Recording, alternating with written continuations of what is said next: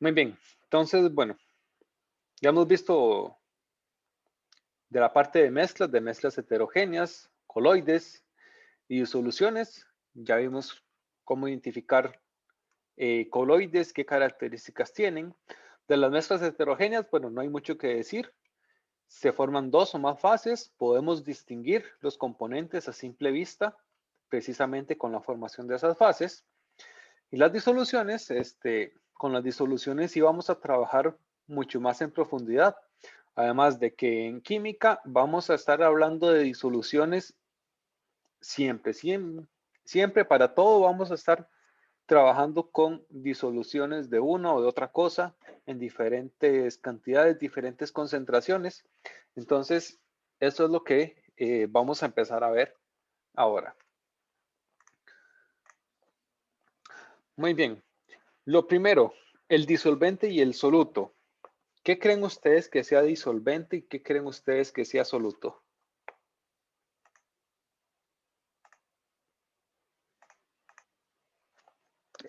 No, no quiero soplarles. El disolvente es en lo que se disuelve y el soluto es lo que se disuelve en el disolvente. Muy bien. Pues sí, está bien. Ahora, hay una forma, este, digamos, un poco más formal de decirlo. Sí, el soluto se disuelve en el disolvente, pero ¿cómo defino yo cuál es el soluto y cuál es el disolvente? Por la cantidad que haya de cada uno. El disolvente siempre va a ser el componente que esté en la mayor cantidad. Y ojo, está en singular. Solamente puede haber un disolvente. El soluto, vean que entre paréntesis pueden ser solutos.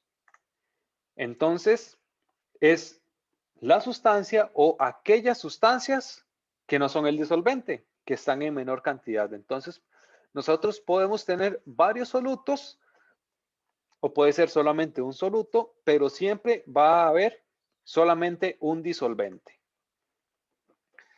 Y bueno, las disoluciones podemos encontrarlas en cualquiera de los tres estados de la materia. Bueno, ya vimos en el cuadrito de coloides, dos gases mezclados siempre son disoluciones, siempre son mezclas homogéneas. Pero también podemos tener disoluciones en estado líquido o de gas en líquido o de sólido en líquido. Y también podemos tener disoluciones en estado sólido. Normalmente esas disoluciones en el estado sólido van a ser más que todo sólido en sólido, como por ejemplo las aleaciones de los metales. Aunque también podríamos tener líquido en sólido, como por ejemplo cuando hacemos una aleación con mercurio. Entonces, ¿cómo es que ocurre el proceso de formar una disolución o el proceso de disolución, de yo transformar ese soluto y ese disolvente, tomarlos por aparte y convertirlos en una disolución? Bueno, normalmente el soluto va a estar en un conglomerado, en una partícula sólida grande. Eh, Imaginémonos, por ejemplo, un grano de sal. Nosotros agregamos ese granito de sal en el agua y ¿qué sucede en ese momento? Bueno, ese granito se empieza a romper, se empieza a descomponer y todos los átomos de sal, las moléculas o en este caso, como es una sustancia, como es una sal, se va a separar en nodiones. Entonces cada ion se separa de ese grano grande y queda como una unidad solita, como una partícula sola, rodeada de las moléculas de soluto. En este caso, rodeada de agua. Aquí, en este momento, cuando se va desbaratando, cuando se va descomponiendo, eso es cuando se está disolviendo nuestro soluto. Cuando ya no queda nada, cuando todos son partículas individuales, aquí está completamente disuelto. Ahora, tenemos también que tomar en cuenta la solubilidad. que la solubilidad es la cantidad máxima de soluto que se puede disolver. Ahora, normalmente para la solubilidad nosotros vamos a definir en qué disolvente tenemos que definir cuál es el disolvente en el que nosotros estamos queriendo disolver nuestro soluto y también ciertas condiciones como la temperatura.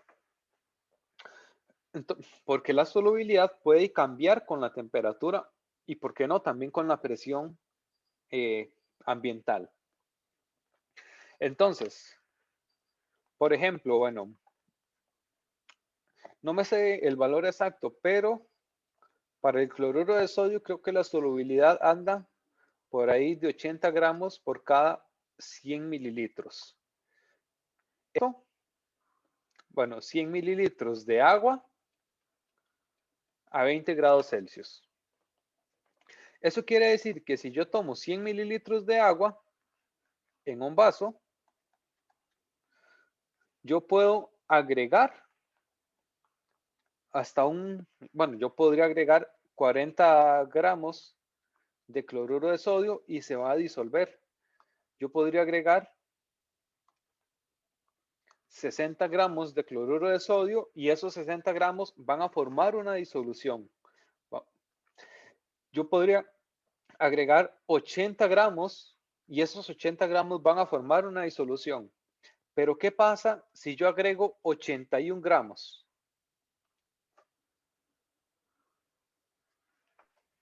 Ese gramo extra no se va a disolver. Ese gramo extra no se va a disolver. Entonces vamos a tener, perdón, eso deberían ser puntitos, no líneas.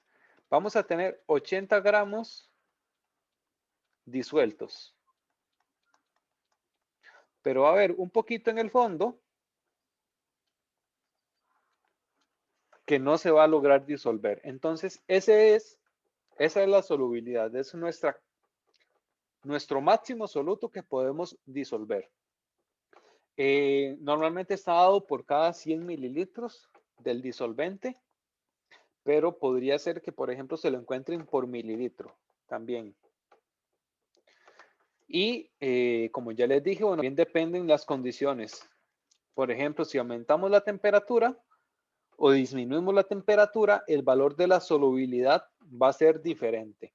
Entonces, la solubilidad, digamos que podría ser una constante, pero como que cambia muy fácil. Cambia con muchas cosas. Tenemos que especificar bien cuál es nuestro soluto, cuál es nuestro solvente y al menos cuál es la temperatura. Profe, Ajá. entonces en solubilidad es básicamente, bueno, ahí mismo lo dice, como la cantidad máxima que se puede disolver en algo. Por ejemplo, si yo he Ajá. hecho agua en azúcar, la puedo disolver, pues si he hecho mucha azúcar, van a quedar como apelotados. Exactamente, va a haber un poco que no se va a disolver. Ese es el límite máximo. Nosotros por debajo de ese límite, todo se disuelve. En el límite sigue disuelto, pero si agregamos más, ya no se va a disolver ese adicional. Ok, perfecto. Gracias. Muy bien. Ahora, factores que afectan la solubilidad. Bueno, ya vimos algo. La solubilidad cambia con la temperatura, pero bueno, ¿cómo cambia? Bueno, entonces, esos son algunos eso lo vamos a ver ahora. Afectan las interacciones soluto-disolvente. Es decir, si tengo el mismo soluto y cambio el disolvente, va a cambiar el valor de solubilidad. Yo puedo disolver 80 gramos de sal en agua, pero puede ser que solo se disuelvan 5 gramos de sal en etanol. Entonces, esas interacciones entre soluto y disolvente siempre me van a afectar, o lo que es lo mismo, la identidad del soluto y la identidad del disolvente. Y aquí hay una regla que funciona, digamos, bastante bien, que es igual disuelve igual. ¿Qué quiere decir esto? Que sustancias parecidas similares, entonces se van a disolver o van a tener una solubilidad muy alta. Sustancias muy distintas van a tener una solubilidad baja. Por ejemplo, bueno, no lo hemos visto, no sé si les va a quedar tan claro que no hemos visto polaridad de moléculas, pero el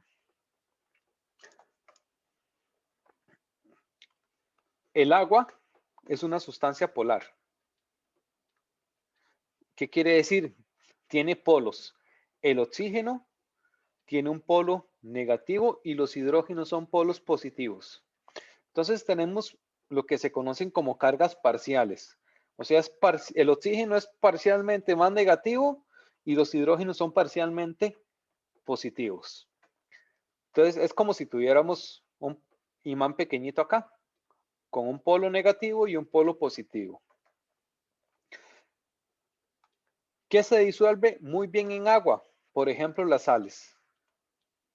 El sodio, que tiene una carga positiva, y el cloro, que tiene una carga negativa. Entonces, el cloro interacciona con las partes positivas del agua,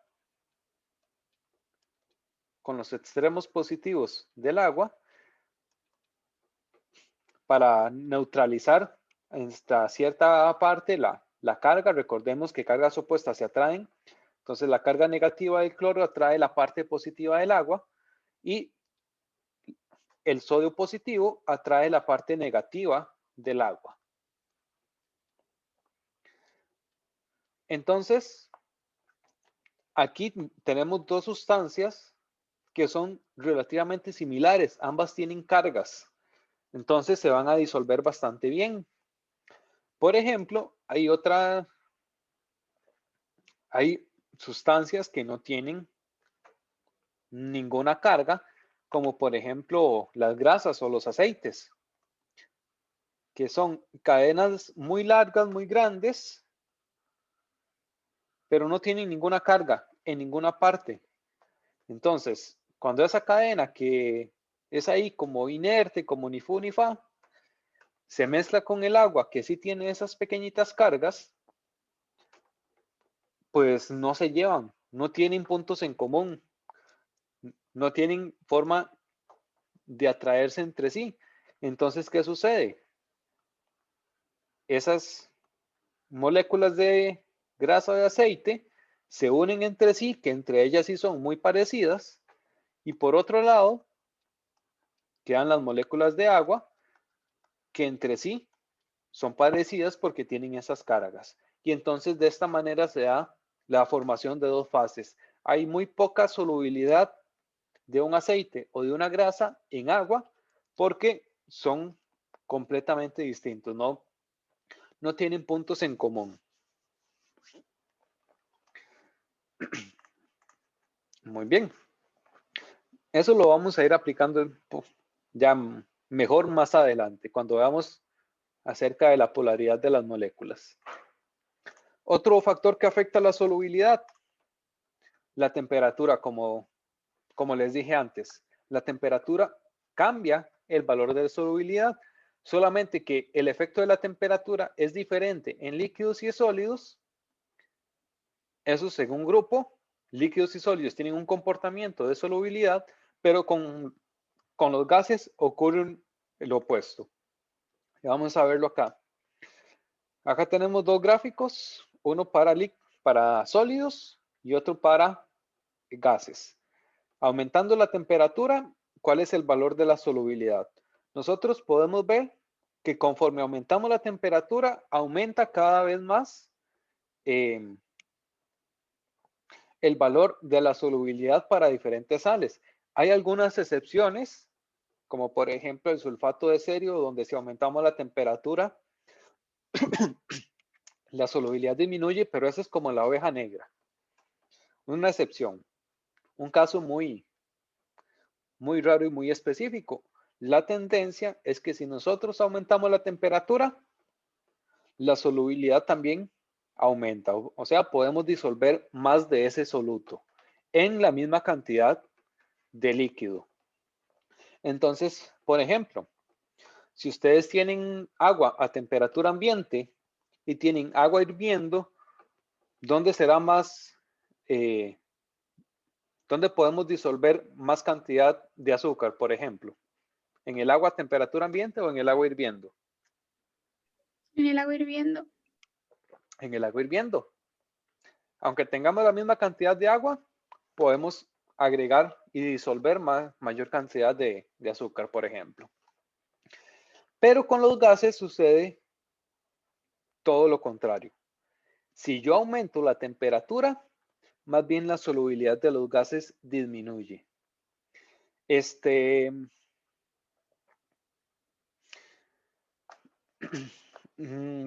No sé si alguna vez les ha pasado o lo han experimentado, pero por ejemplo, con una gaseosa, con una Coca-Cola, una Pepsi, lo que ustedes quieran, si está en el refrigerador, si está a baja temperatura, bueno, pues uno la abre y uno siente todo el burbujeo donde sale el dióxido de carbono. Pero si está caliente, la cantidad de gas que tiene el líquido va a ser menor. Entonces, por eso normalmente una gaseosa uno la prefiere que esté fría. Bueno, además de que refresca más, las burbujas del dióxido de carbono disueltas también dan esa sensación refrescante. Y si aumentamos la temperatura de ese refresco, la cantidad de gas que va a haber disuelto va a ser menor. Ahora, esto tiene una explicación, digamos, bastante sencilla. ¿Qué sucede con la energía cinética de las moléculas cuando nosotros aumentamos la temperatura?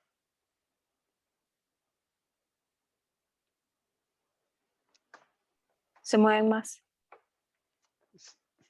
Aumenta la energía cinética, aumenta la velocidad. Entonces, en los sólidos, eso nos es favorable, porque si nosotros aumentamos la energía cinética, quiere decir que nosotros podemos aumentar, digamos, el movimiento del disolvente alrededor de las moléculas de soluto y por lo tanto mantener esas moléculas del soluto bien separadas entre sí. Pero si nosotros lo que tenemos es un gas, vamos a ver, si nosotros lo que tenemos es un gas disuelto en un líquido,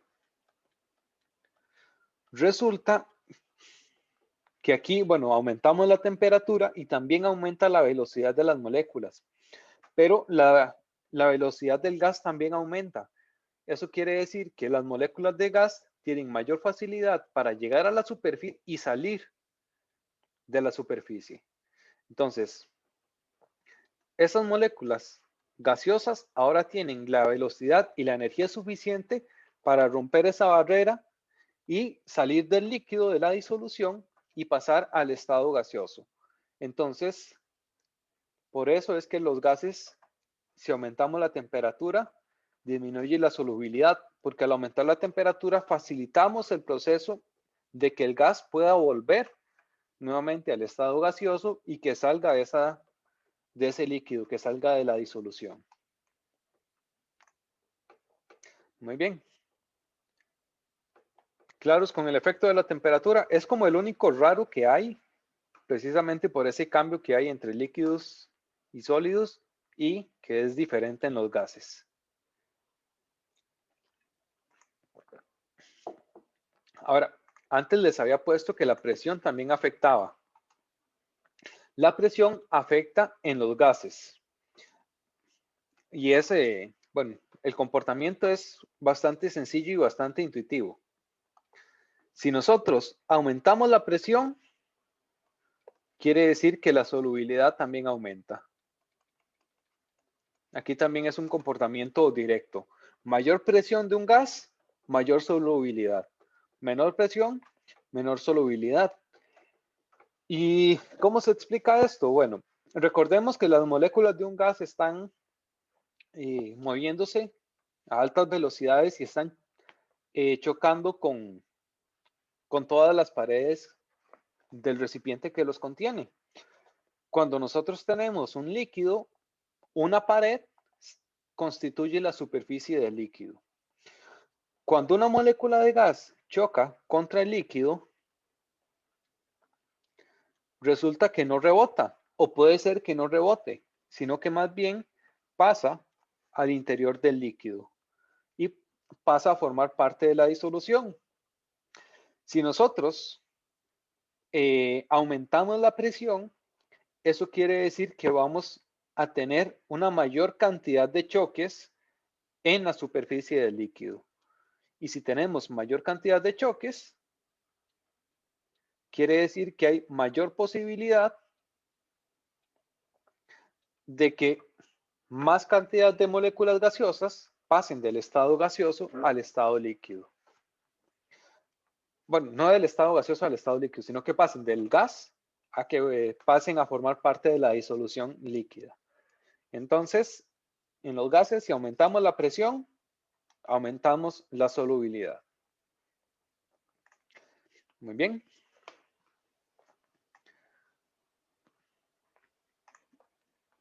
Ahora, hay algo que se parece mucho, pero que es un poquito diferente, que es la velocidad de disolución. Una cosa es la solubilidad, es qué tanto soluto podemos agregar en un volumen de un disolvente. Y otra cosa es la velocidad de la disolución, o sea, qué tan rápido vamos a disolverlo, qué tan rápido vamos a desbaratar nuestro soluto y formar moléculas individuales disueltas, separadas dentro de ese soluto, perdón, dentro de ese disolvente, dentro del líquido. Entonces, el primero, la temperatura. ¿Cómo creen ustedes que afecta la velocidad de disolución la temperatura? La aumenta. La aumenta. ¿Por qué? Le da más energía, entonces las partículas se mueven más. No sé. Mayor temperatura, muy bien. Mayor temperatura implica mayor temperatura, mayor velocidad de disolución.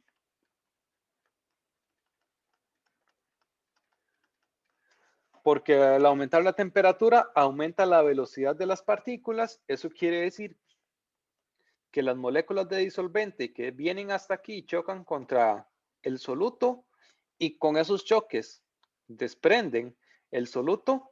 Bueno, si tenemos mayor velocidad en las moléculas, van a haber más choques, o sea, van a chocar más veces y van a chocar más rápido, con mayor energía. Entonces hay mayor posibilidad de que esos choques, por ejemplo, se lleven esa molécula o ese átomo y lo saquen del grano inicial de soluto. ¿Es más fácil disolver azúcar en café caliente o en un refresco que ha estado en la refrigeradora? Un café. En café, porque tiene una mayor temperatura, entonces se disuelve más rápido. Ahora, sí. Una pregunta. No importa si el que está a gran temperatura, o sea, tienen que estar los dos, el disolvente y el soluto a temperaturas altas o solo uno. O sea, es que no ya me hice enredo.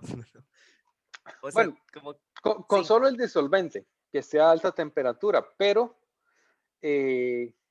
cuando usted le agrega el soluto también va a tener esa temperatura, se va a equilibrar, entonces no importa. Con Entonces no solo el importa, digamos. disolvente. Ajá, ok. No importa si es el disolvente o el disoluto el que está caliente, se van a disolver igual.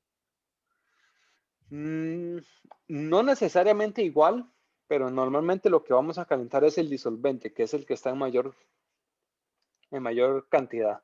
Ok, vale. Ahora, un tip que les puede funcionar para el día a día. Ustedes tienen que preparar un refresco.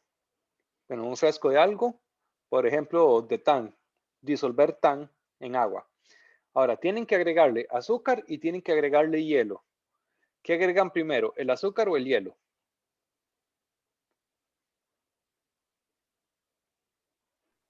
Azúcar. El azúcar, ¿por qué? Bueno, o sea, tal vez haya una forma más química de expresarlo, pero en general, digamos, le agregaría primero el azúcar porque es más fácil batir con la cuchara sin que esté el hielo ya atravesado, pero tal vez haya algo más profundo y menos Bueno, complicado, pero yo pensaría que porque es muy difícil batirlo con el hielo ahí Quizá y se porque queda pegada el azúcar en el hielo a veces. ¿cuál es quizá la porque finalidad de agregar el hielo al refresco? enfriarlo. Bajarle la temperatura. Y si yo le bajo la temperatura, va Es más a, difícil que se disuelva. Disolver el va, azúcar. va a ser más lento poder disolver el azúcar. Entonces, esa es la razón, digamos, un poco más química. Sí, el hielo estorba ahí, pero en cuanto a solubilidad, a velocidad de disolución, entonces va a ser mejor disolverlo entre más caliente. Ok, la agitación, por supuesto. Lo que mencionaba la compañera, es más difícil agitar con el hielo. Bueno, ¿qué pasa si nosotros agitamos o si nada más le agregamos la cucharada de azúcar y lo dejamos ahí? ¿Cuál se disuelve más rápido? Cuando lo agitamos, ¿en Cuando qué se punto? agita. Cuando se agita, se aumenta la velocidad de la disolución.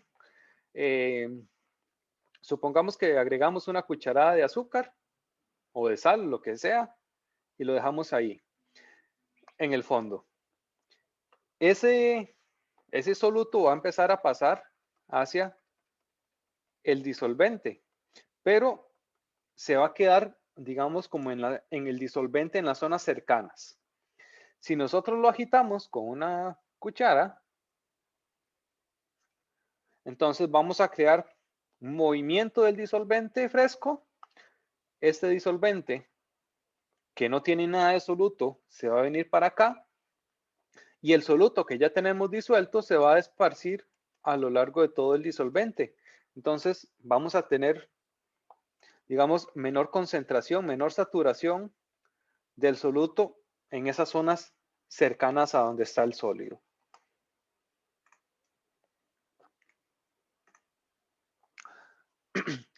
Ejemplo, vamos a ver.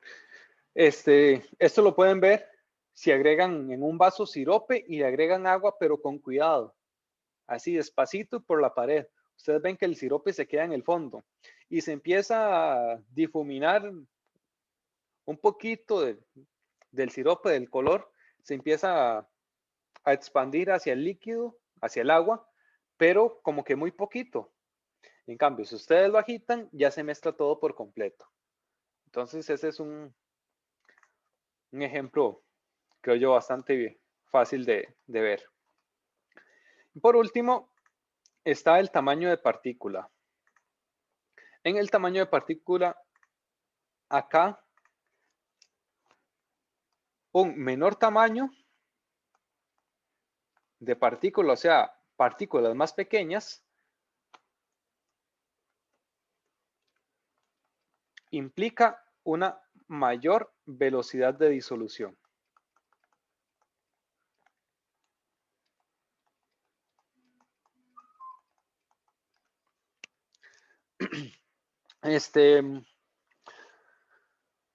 Vamos a ver, supongamos que tienen, no sé, unos 5 años o algo así, y están jugando con pelotas de barro. Agarran una pelota de barro, de tierra, y la agregan en un charco, en un balde con agua. Y en otro balde con agua agregan más o menos la misma cantidad de tierra, pero tierra suelta. ¿Cuál se va a disolver más rápido? Bueno, la que está suelta, la que tiene partículas más pequeñitas. Y eso tiene una explicación. Menor tamaño de partícula quiere decir también mayor área superficial.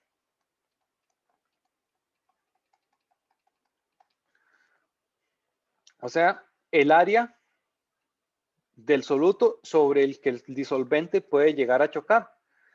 Entonces, por ejemplo, si nosotros tuviéramos un soluto que viene en un cubito, por ejemplo, que sea un cubo de 10 centímetros.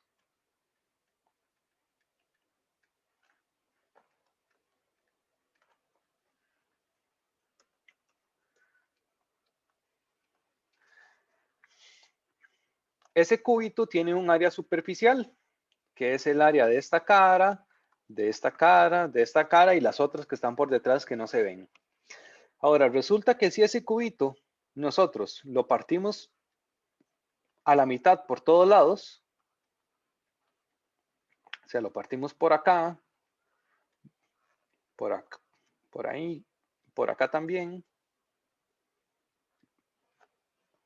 Al final vamos a tener 8 cubitos más pequeños. Ahora cada uno con un área de, perdón, con un lado de 2.5 centímetros. Y pueden hacer el ejercicio. Calculen el área de este cubo grande y calculen el área que va a tener estos 8 cubitos. Pero si lo vemos cualitativamente, nosotros estamos partiendo ese cubo grande por acá. Estamos teniendo todas estas zonas, todas estas regiones, todas estas caras adicionales de área superficial donde el disolvente puede llegar y chocar y por lo tanto desprender algunas moléculas y disolverlas. Entonces, entre más pequeñitas sean las partículas, mayor va a ser la velocidad de disolución que vamos a tener para esas partículas. Muy bien, ¿les quedó claro esta parte?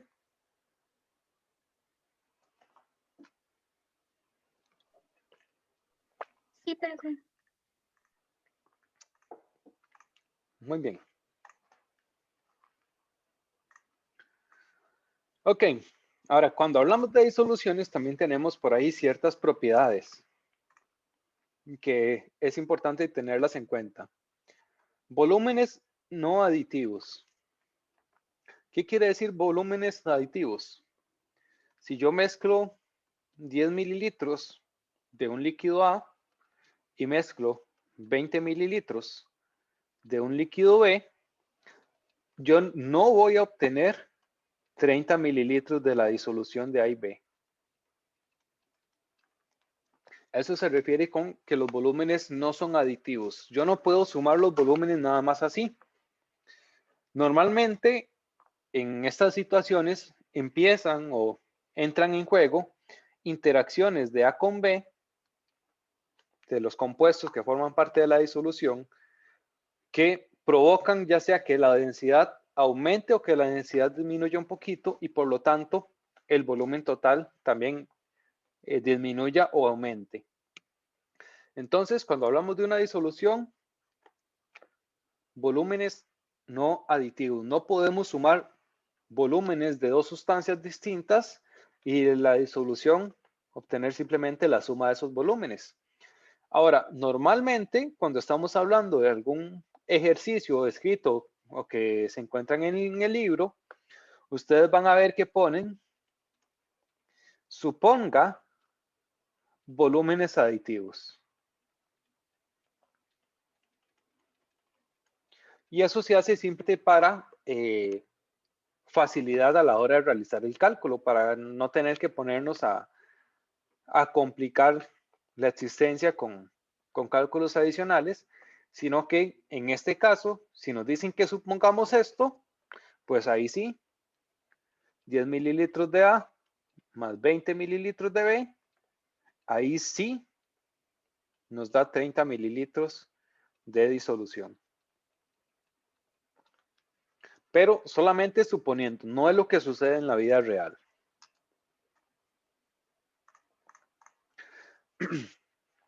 Ok, la segunda propiedad.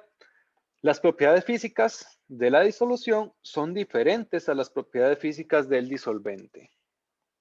Por ejemplo, con el agua nosotros tenemos un punto de fusión de 0 grados Celsius. Si yo tengo cloruro de sodio, digamos al 1% en agua, o sea, aquí tenemos nuestro disolvente, que es el que está en mayor cantidad, el punto de fusión es diferente de los 0 grados Celsius. Cuando nosotros tenemos una disolución, las propiedades físicas cambian. ¿Qué propiedades físicas? Punto de fusión, punto de ebullición, densidad, conductividad, todos esos valores van a cambiar.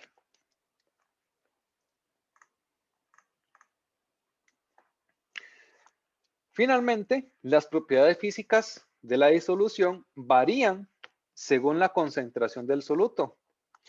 Eso quiere decir que el cloruro de sodio al 1% en agua va a tener un punto de fusión, digamos que un poquito menor a 0 grados Celsius. Pero si yo tengo cloruro de sodio al 20%, entonces ese punto de fusión va a ser bastante más pequeño, bastante menor que el punto de fusión original del agua. Conforme aumentamos la cantidad de soluto, mayor diferencia hay en las propiedades físicas. Y esto es algo que se puede calcular. No lo vamos a hacer, eso va a quedar para quinto año, pero es algo que podemos calcular para algunas propiedades físicas, dependiendo de la concentración.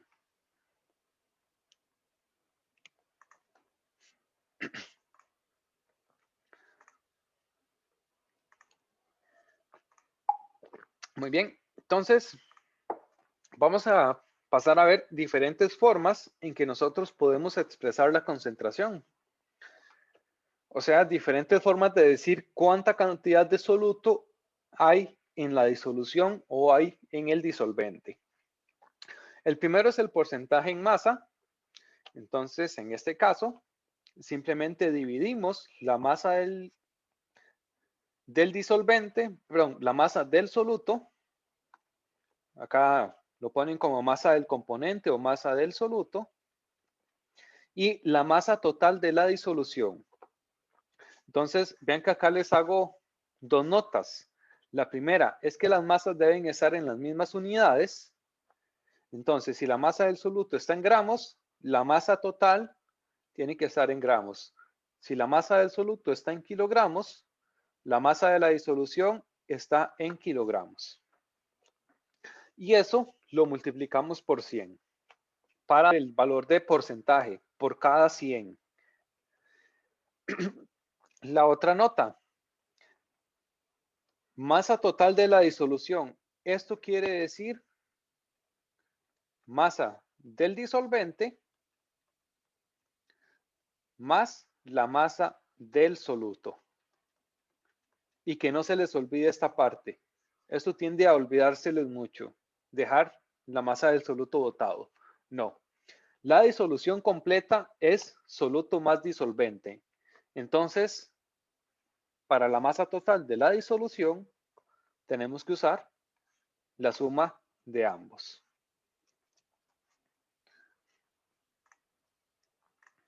Profe, pero una pregunta. Sí. Ok, sería la suma de esos dos, la masa del disolvente más la masa del soluto, pero Ajá. no son iguales. Ok, la suma, digamos que el disolvente son, vamos, 3 gramos, y el soluto son 2 gramos. Ajá. Okay, de masa, ajá, ok. Si yo los sumo, así como están, serían 5 gramos. Ajá. Pero tal vez a la hora de disolver uno en otro, la masa podría ser diferente. No, no sé qué estoy diciendo. Ok. No, porque la disolución usted la prepara. Entonces, en la disolución, si usted quiere poner 2 gramos de uno y quiere poner los 3 gramos de otro, esa va a ser su disolución completa, 5 gramos totales. O sea, la masa no va a cambiar. Creo que tal vez se puede estar Ok. confundiendo con el de volúmenes no aditivos. Los volúmenes pueden cambiar, pero la masa no. Ah, ok. Si las masas que usted pone, eso es lo que hay. Recuerden, la masa no se crea ni se destruye. Sí, solo se transforma. Ujú. Exactamente. Entonces, si no podemos perder masa así de la nada. Entonces, sí, ese sería el cálculo correcto para obtener un porcentaje. ¿Y las unidades de porcentaje? Bueno, en ese caso, este es un cálculo que nos va a dar un 40% y indicamos también que es un porcentaje masa a masa. Se refiere a que estamos trabajando tanto soluto como disolución, ambos en unidades de masa. Porque hay otros tipos de porcentaje. Por ejemplo, volumen-volumen. Lo mismo, volumen de soluto dividido entre volumen total de la disolución por 100. En este caso, otra vez, mantenemos las mismas unidades en ambos. Por ejemplo, mililitros para soluto y mililitros para la disolución. Y en este caso, el porcentaje volumen-volumen se utiliza cuando ambos componentes son líquidos. Por ejemplo, el etanol al 70%. Este es un porcentaje que normalmente está expresado en términos de volumen. Ahora, en el etanol al 70%, que es etanol y agua, ¿cuál es el soluto y cuál es el disolvente? Soluto es el etanol, ¿no? ¿Por qué? Si está al 70, entonces es que es 70% de etanol, o al revés. Es 70% de etanol, sí. Entonces lo que quedaría el 30% sería agua. Y dijimos que el soluto era el de menor cantidad. Entonces el agua sería el soluto. Exactamente. Entonces, si esto es un porcentaje volumen-volumen, son 70 mililitros de etanol y asumiendo volúmenes aditivos, 30 mililitros de agua. ¿Cuál está en mayor cantidad?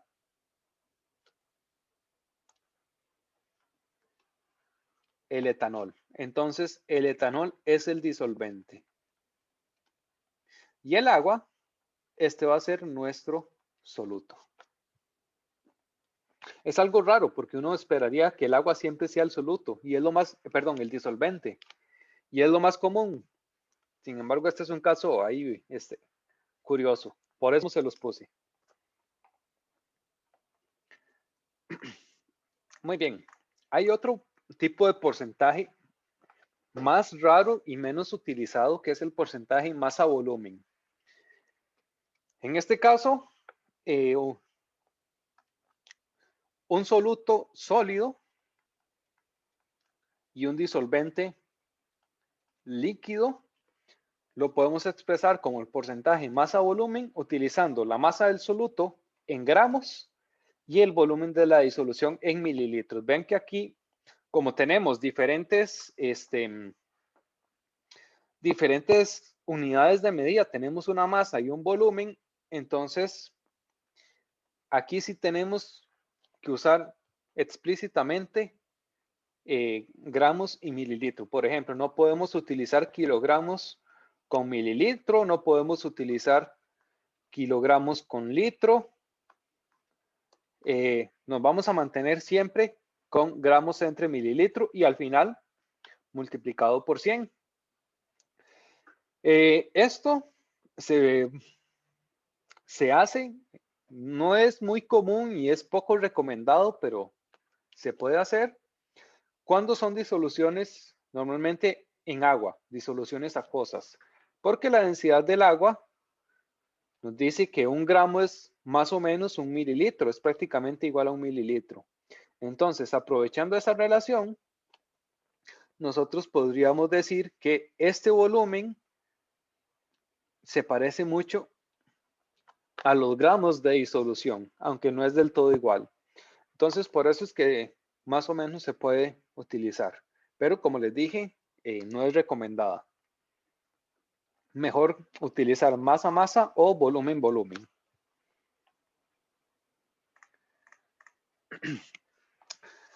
Ahora, esas son como las más comunes que nos podemos encontrar, por ejemplo, en el día a día. Otras ya un poquito más enredadas y más complicadas son las partes por millón, que se representan como ppm, por las siglas, partes por millón. Y las partes por millón las podemos calcular como la masa del soluto entre la masa total de la disolución. Ven que muy parecido al cálculo del porcentaje, solo que en vez de multiplicar por 100, lo multiplicamos por 10 a la 6, o sea, por 1 millón. En este caso, las masas en las mismas unidades. Entonces, bueno, este tipo de unidades de concentración se utiliza mucho, por ejemplo, para determinar cantidades de contaminantes, por ejemplo, la cantidad de un metal en agua.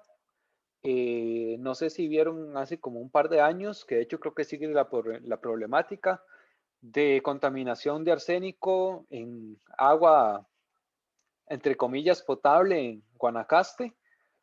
Normalmente esas concentraciones de arsénico o de algunos otros contaminantes se dan en partes por millón, porque son cantidades muy pequeñitas. Otra forma en que se puede calcular para quitar este 10 a la 6 es utilizar miligramos y dividirlo entre los kilogramos. Ahora, acá algo importante, como son cantidades muy pequeñitas, esta total de la disolución es aproximadamente igual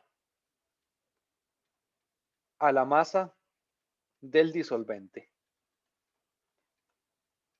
Entonces, normalmente podemos utilizar solamente la masa del disolvente, aunque por definición es la masa total de la disolución. Sin embargo, son cantidades muy pequeñitas, millonésimas partes. Entonces, por ejemplo, si tenemos 5 kilogramos de disolvente y tenemos, qué sé yo, 10 miligramos de soluto, el total de la disolución sería 5.00010 kilogramos de disolución. Entonces, ven, queda muy al final, en los últimos decimales. Entonces, simplemente podríamos obviarlo. Este 10 a la 6 podemos, como les dije, cambiarlo por miligramos de soluto entre kilogramos de disolución. Acá no multiplicamos por 10 a la 6. El 10 a la 6 está implícito en esa conversión de miligramos. Recuerden que podemos pasar a gramos y de gramos a kilogramos. Y este cambio es de 10 a la 6. O también, utilizando un poquito el masa volumen, podemos hacerlo como miligramos de soluto entre litros totales de la disolución. Acá otra vez volviendo a la equivalencia del agua, la densidad del agua, que nos dice que 1 litro podría ser o es aproximadamente igual a 1 kilogramo. Entonces son las formas que tenemos de calcular las partes por millón. Ahora, estas fórmulas que estamos viendo, por supuesto, las podemos utilizar para calcular la concentración. Por ejemplo, si tenemos nuestra masa del soluto y masa de disolvente, nosotros podríamos calcular las partes por millón. Es una situación. O, por ejemplo, también podríamos tener, más bien, la concentración en partes por millón. Podríamos tener nuestra masa de disolución y averiguar entonces la masa del soluto despejando de la fórmula.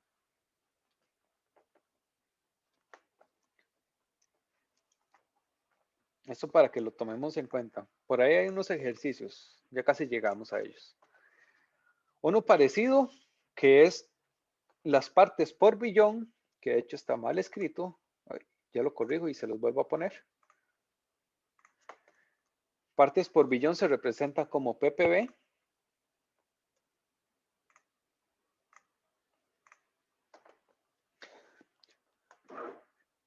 Entonces es el mismo cálculo, masa del soluto entre la masa total de la disolución multiplicado por 10 a la 9. En este caso estamos hablando del billón estadounidense, de 1000 millones. Otra forma, igual que como teníamos con partes por millón, también podemos calcularlo utilizando por cada kilogramo de la disolución los microgramos de soluto. Vean que ahora estamos hablando de microgramos, estamos a miligramos, luego a gramos y luego a kilogramos. Entonces este salto es de 10 a la 9. O también microgramos por litro de disolución.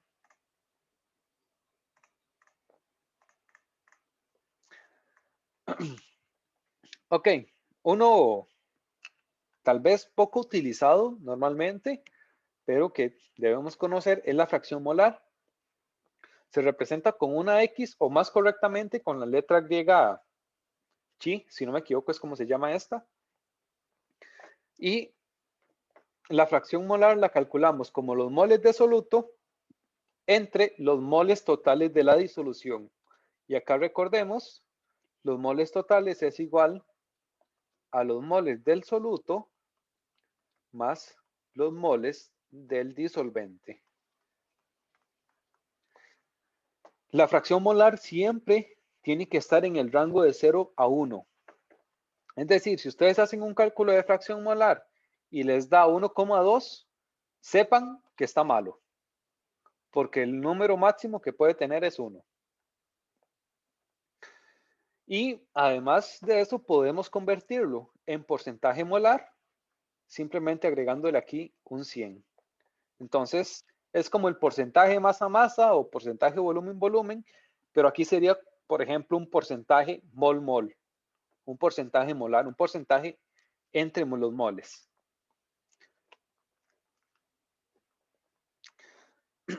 Ahora, como estamos hablando de los moles, bueno, pues tenemos que ver también lo que es la relación entre los moles y la masa molar. La masa molar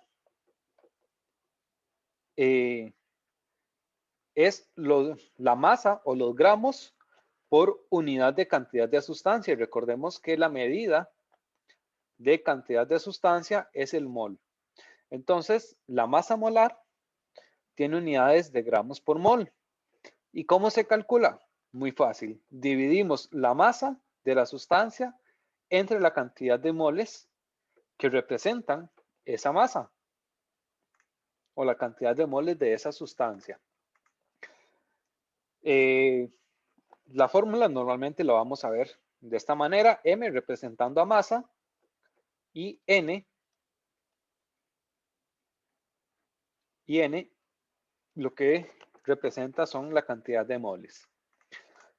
Ahora, para un compuesto cualquiera, nosotros podemos obtener la masa molar de una forma bastante sencilla, simplemente revisando la tabla periódica y sumando las masas molares de cada uno de los átomos. En la tabla periódica recordemos que tenemos dos números. Por ejemplo, para el hidrógeno viene el número 1, que también representa el orden, es el número atómico, y viene un número con decimales que es 1.008. Este número es esta es la masa molar del hidrógeno, del átomo de hidrógeno. Esto quiere decir que un átomo de hidrógeno tiene una masa molar de 1.008 gramos por mol. O, dicho de otra manera, un mol de hidrógeno tiene una masa de 1.008 gramos. Y esto lo vamos a utilizar como si fuera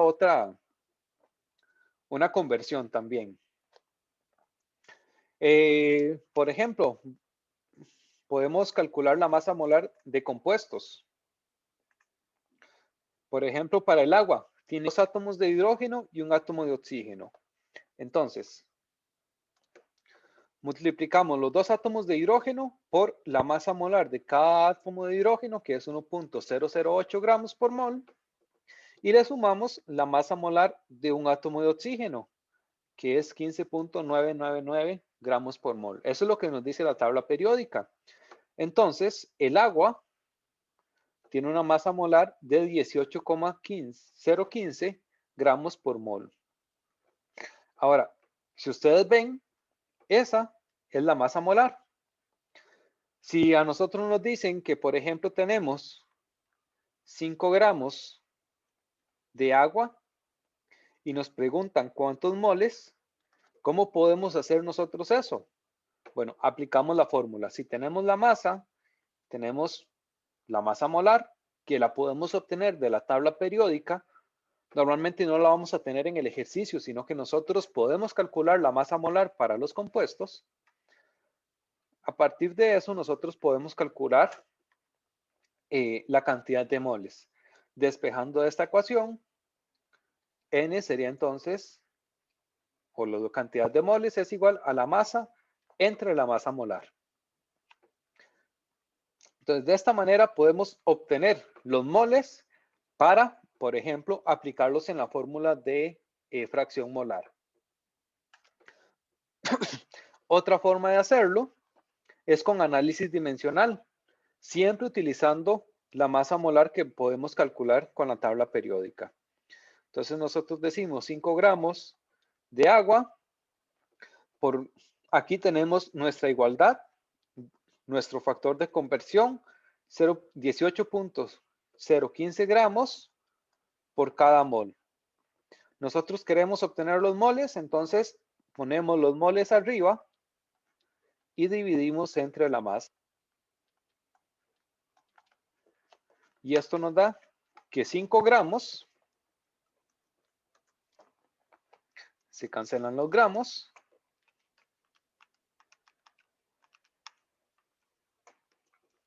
$5 gramos de agua son 0.2775 moles de agua. Aquí sin cifras significativas porque lo estoy poniendo como ejemplo y quedaría solo con una cifra y se ve muy feo solamente con una cifra. Entonces, simplemente para que ustedes vean cómo realizar el cálculo para obtener los moles de alguna sustancia. Por ejemplo, podemos calcular la masa molar del ácido sulfúrico también. 2 hidrógenos, que cada hidrógeno tiene una masa de 1.008. Un azufre, cada azufre tiene una masa de 32.06. Y 4 oxígenos, cada oxígeno con una masa de 15.999. Eso nos da una masa para el ácido sulfúrico de 98.07 gramos por mol.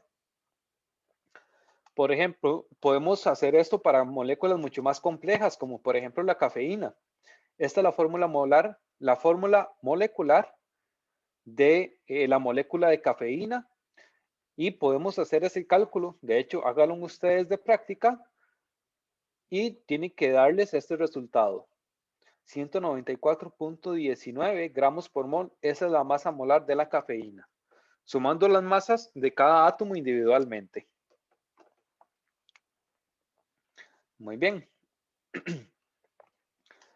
Luego tenemos otras dos formas de expresar la concentración que son muy utilizadas en química y que se confunden mucho entre ellas también. Entonces, aquí sí tienen que tener bastante cuidado. La primera es la molaridad. De las dos, esta es la más utilizada y esta la calculamos como los moles de soluto, que ya vimos cómo poder calcular los moles a partir de la masa y de conocer cuál es ese soluto. Entonces, podemos obtener la masa molar de ese soluto y calcular los moles con análisis dimensional o con la fórmula. Y los dividimos entre los litros totales de la disolución.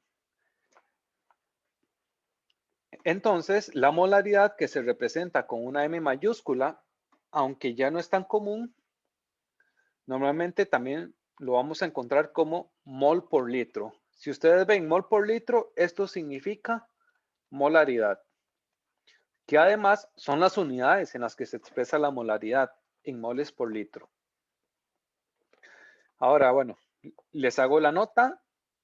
La molaridad se calcula con el volumen total de la disolución, o sea, el volumen total que tiene el disolvente más los solutos. De hecho, quiero que noten algo.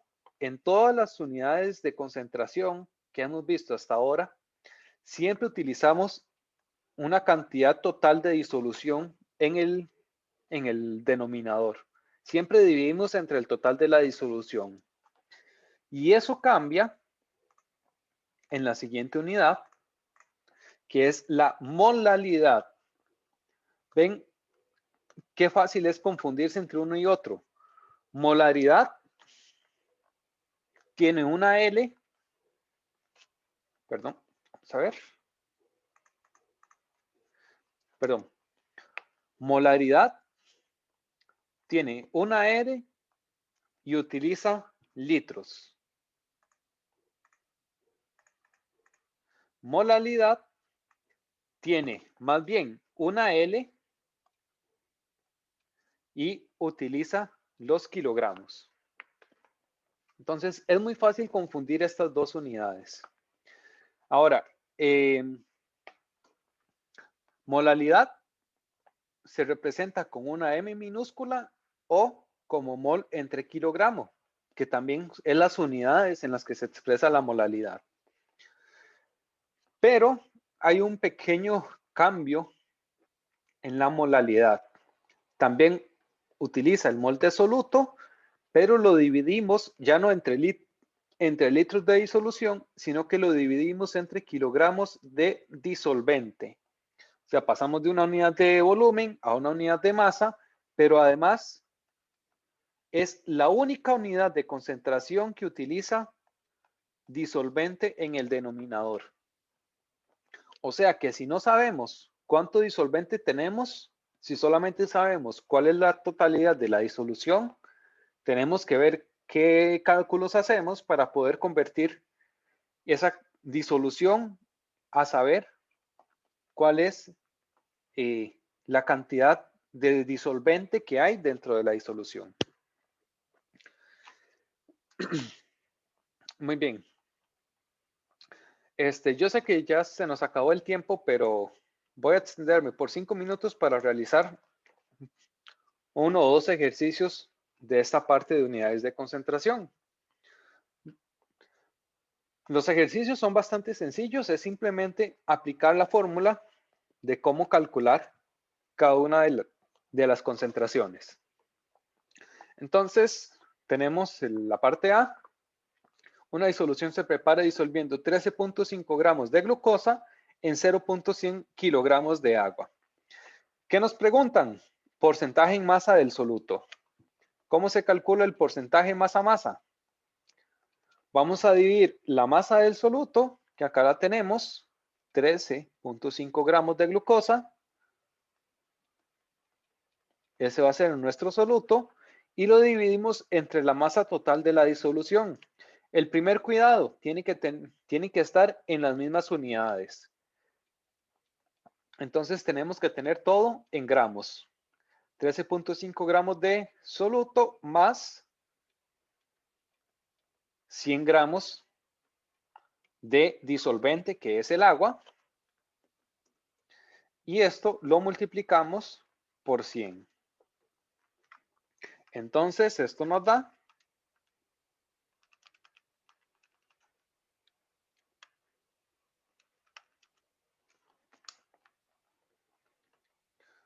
11.89%, que con las cifras significativas correctas, entonces sería 11,9%.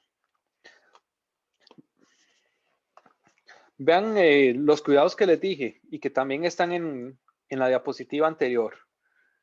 Todo en las mismas unidades, gramos, gramos y gramos, y dividimos entre el total de la disolución, o sea, disolvente más solutos.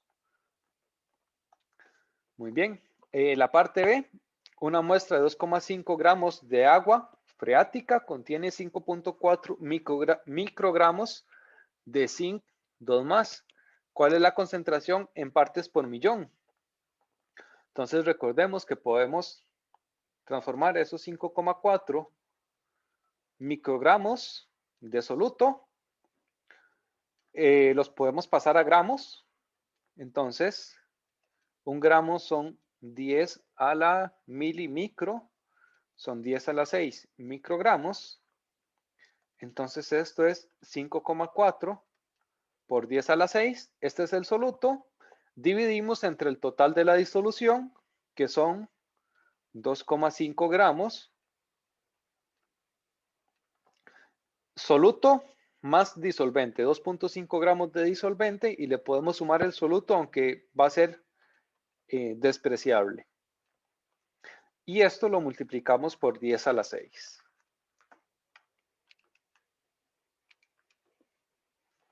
Perdón, este es por 10 a la menos 6. Porque el 10 a la 6 acá está dividido.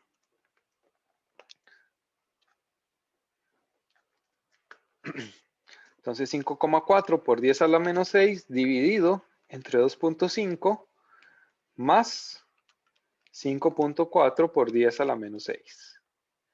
Y eso lo multiplicamos por 10 a la 6 y nos da 2,16 partes por millón. Con cifras significativas, 2,2 partes por millón. Muy bien.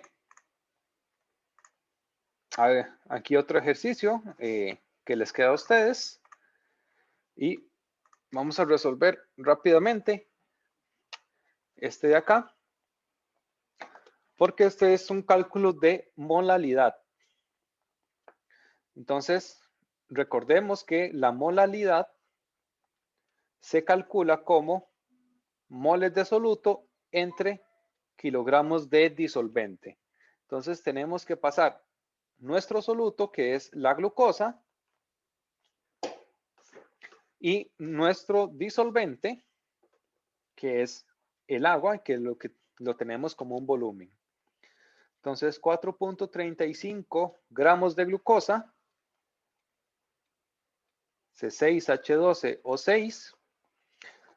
Esto lo multiplicamos por un mol y lo dividimos entre la masa. ¿Cuál es la masa molar de la glucosa?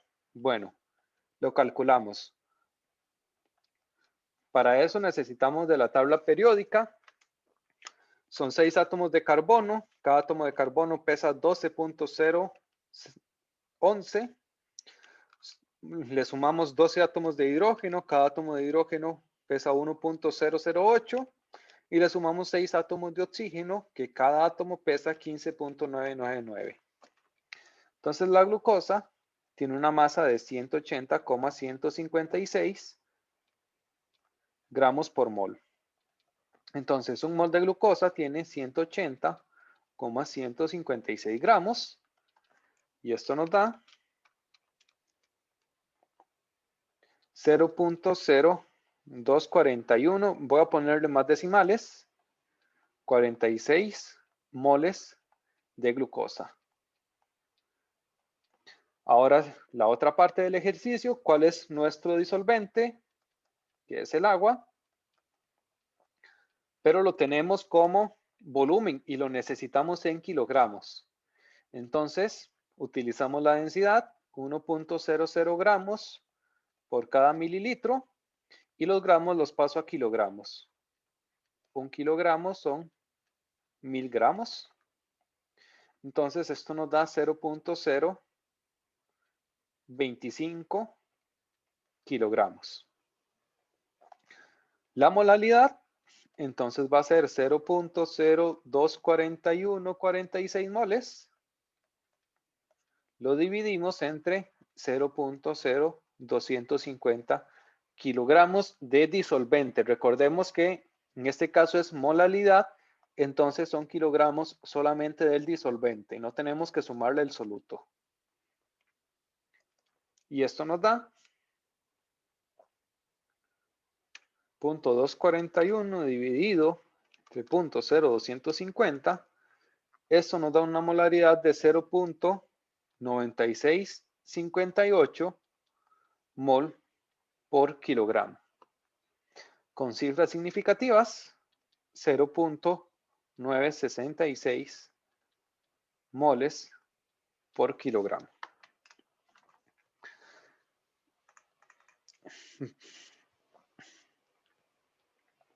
Ok. Ahí les queda otro ejercicio de práctica también. Bueno, hay varios ejercicios de práctica que pueden resolver. Ya no les quito más tiempo, chicos. Hay varios ejercicios en la presentación que espero que puedan resolver. Bueno, aquí hay una lista bastante grande también de práctica. Entonces, espero que aprovechen la tarde para resolver los ejercicios. Los 4 de las otras 2 presentaciones y estos que sí son bastantes más. Y también hay una tarea que se les abre ahora en la tarde para entregar la próxima semana. No sé si hay alguna última duda. Profe, ¿usted cuándo cree que podría subir esa clase? Si no me equivoco, ya está subida. Y si no, voy a subirla de una vez. Bueno, gracias. Y ya saben, cualquier pregunta me pueden preguntar, valga la redundancia, por el chat. En cuanto pueda, yo les respondo. Practiquen bastante, hagan los ejercicios y después hagan la tarea. De hecho, esos ejercicios al final vienen con las respuestas también, entonces, para que puedan confirmar sus resultados.